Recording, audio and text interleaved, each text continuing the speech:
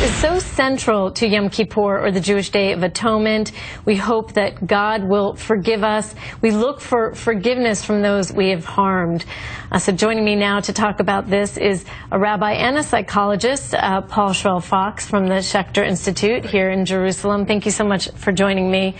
Why is forgiveness such, an important thing, not just religiously, but even psychologically? Well, I think there's a number of reasons. The most important thing for society is that we can get along and we can look at each other, and we can look at each other in the eyes. And if you think about the people who existed when there are only about 250 people in their lives, if they didn't forgive each other, if they didn't cooperate with one another, then the tribe, which then grew up into a society, would fall apart. If people kept holding the grudges the way we sometimes do when we don't forgive, then they would just be angry at each other, and they'd be angry at their aunts, they'd be angry at their nephews, angry at their parents, angry at their siblings, and the tribe would never get anywhere.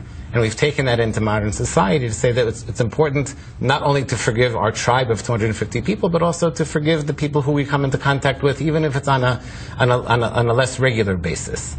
And what does it do for us as individuals to forgive? Okay, so I think what's most important first is to get a definition of what it means to forgive, not only emotionally, because sometimes people think like there's this feeling of forgiveness and I feel better, but there's actually a behavioral aspect to it, where you say, I'm going to behave in a constructive manner, where actually a destructive behavior might be expected. Someone did something to me, so it makes sense. They slapped me in the face, I'll slap them back.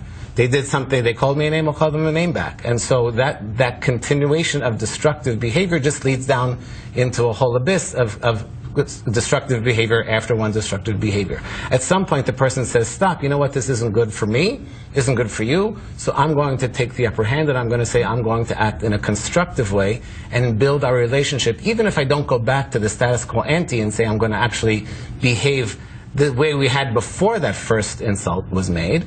At least I'm not going to continue to bring us down the abyss. And then what that leads is to a whole series of events, internal and external, for the person to feel better once he or she is forgiven about him or herself. Because holding that anger, holding that grudge, it really harms us. Right. We've all been in the position where someone's harmed us and we feel we're justified in our anger. And then usually that person at some point either doesn't know that they committed this horrible thing, or they think it was a little thing. It was a little thing that just went by unnoticed. And we keep it inside in our gut, and the anger eats us from inside. And if we let that anger eat us up from inside, then it will lead to all sorts of different problems that are both medical and psychological and emotional as well. Is there medical evidence that forgiving is actually healthy? 100%. It's very clear that if you forgive people, you even have this quality which psychologists call the tendency to forgive. You tend to be a much less anxious person. But even that, not only that, you tend to have fewer heart attacks and less heart disease. If you do have a heart attack, which we hope nobody does, you recover more quickly. It even has an impact on the level of cholesterol in your bloodstream, that people who tend to forgive tend to have a lower level of cholesterol, which we all know has got to be basically a good idea, even though the medical studies are not clear on that anymore.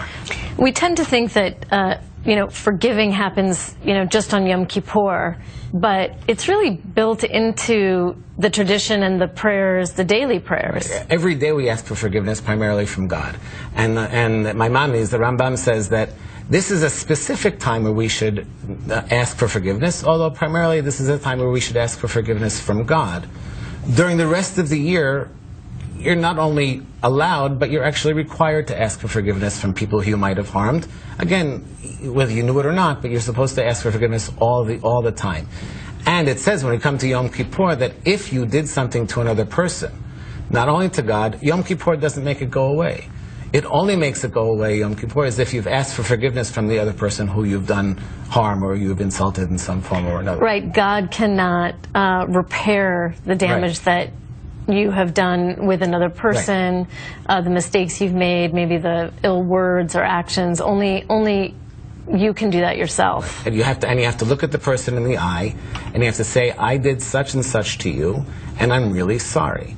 And then that person is commanded to forgive you, and hopefully the two people there who are connected with each other enough to have been in a situation where someone could really hurt another, that they would then decide that they should really forgive it.